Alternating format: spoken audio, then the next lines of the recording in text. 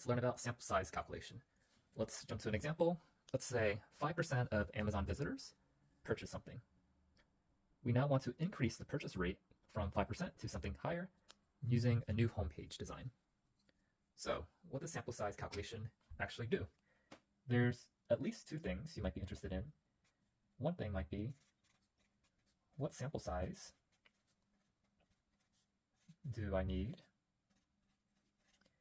to stat sig detect a change in purchase rate?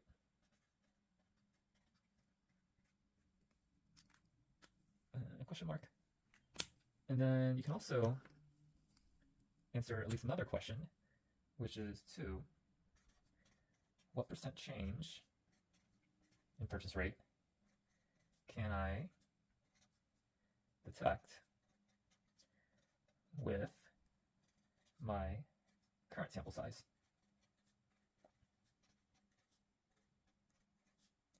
This is known as a minimum detectable effect.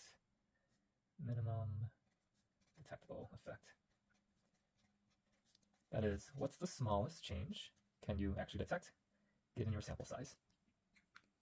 So I won't actually show the formula, but we're going to discuss the ideas behind the formula. So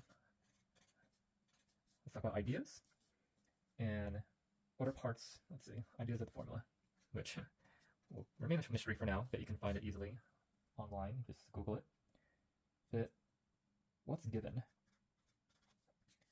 So normally in your sample size calculation, also known as power calculation, you're interested in power. That is, if there truly is an effect, what are the chances of detecting that effect and seeing a stat sig change? Typically, that's 80%. You're also interested in the p-value, or the false positive rate. So if there truly is no effect, what are the chances that I'm going to say there is effect? That's typically 5%. And then finally, what's the baseline rate or value? In our case, it's going to be 5%.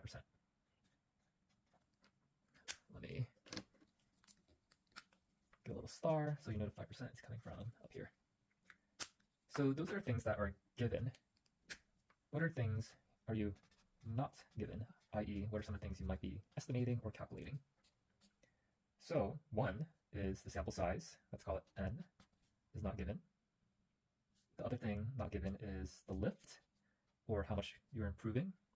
Let's call it percent change, for example. Let's see, what's the sample size?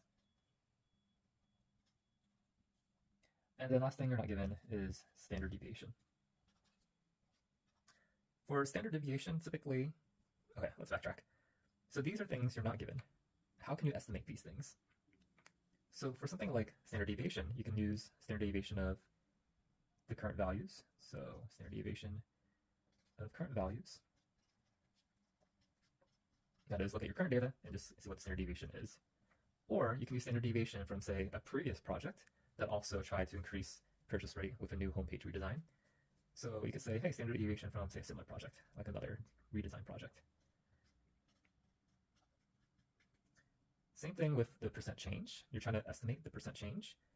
So you can look at percent change from, say, similar project. And then for sample size, you can also think of it as, let's see, the number actually available to test. For example, let's say you only have time and budget to test this for 1 week. How many visitors do you get in 1 week? So what ends up happening is, in your formula, there are 3 unknowns. You're going to plug in 2 of them and estimate the other. So for example, if your question is, what's the sample size that you need to detect the change in purchase rate? You might plug in the percent change from the similar project, as well as the standard deviation from that similar project, and then you're going to get the sample size. If your question is question number 2, what's the percent change that I can detect with my current sample size? You might plug in your sample size, say, hey, let's take the number of visitors in a given week. You might want to plug in standard deviation of current values, and then it's going to tell you what's the percent change that you can actually detect, given that sample size and that standard deviation. So let's focus on ideas again. And we don't have the exact formula printed out, but let's imagine some values. Let's say if it's a large value or a small value. So let's say, let me swap colors. Again, three unknowns. Let's go one by one.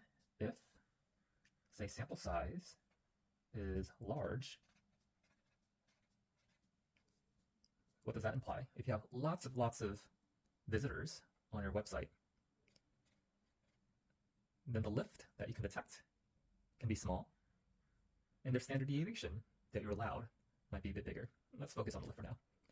Let's say percent change, detectable, can be small. Let's say smaller. Everything's relative around here. What happens if percent change is large? So if the percent change is large, that means, hey, the redesigned homepage is going to actually increase the purchase rate by a lot, or you suspect it will increase it by a lot, then your sample can be smaller.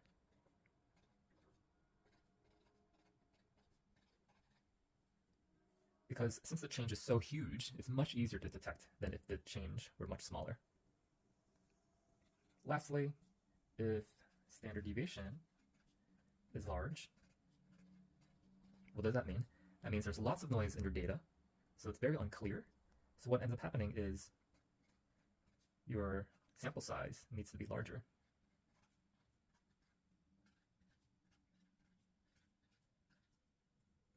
So lots of noise. You want more and more sample such that you're confident in your estimate. And those are some concepts from sample size calculation. Let's quickly actually put hashtag advanced. It's a bit on the advanced side. Typically, you'll probably use some online calculator to figure out sample size versus plugging into a manual formula, but these should give you some ideas to answer these types of questions. What sample size do I need to detect a change in purchase? If the purchase effect or the design effect on the purchase rate is super big, you don't need as much of a sample size to detect such a big change. Question number 2, what percent change can I detect with my current sample size? If the current sample size is huge, then you can actually detect a much smaller change, versus if the sample size is tiny, then the redesign effect on purchase needs to be huge for you to see a difference, stat sig.